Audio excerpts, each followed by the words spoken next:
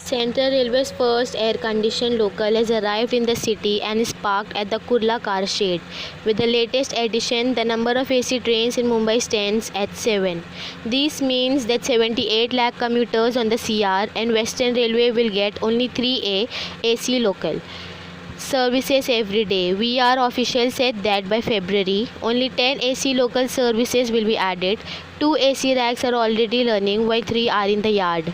1 AC local with underslung equipment. A new technology is under observation. CR has recently got 1 AC train.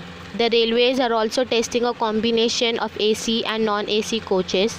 A 15-car train have 12 non-AC and 3 AC coaches. In a 12-car train, the number of AC and non-AC coaches remains the same. In the both combinations, the first-class coach for men will be removed. We are recently started operating AC locals even on weekends. CR is planning to introduce an AC rack on Trans Harbour Thane Panvel line. The height of the train has been reduced so that it can pass under the old British era bridges. CR will carry a primary test before pressing it into service. And Western Railway will get only 3A AC local services every day. VR officials said that by February, only 10 AC local services will be added. 2 AC racks are already running while 3 are in the yard.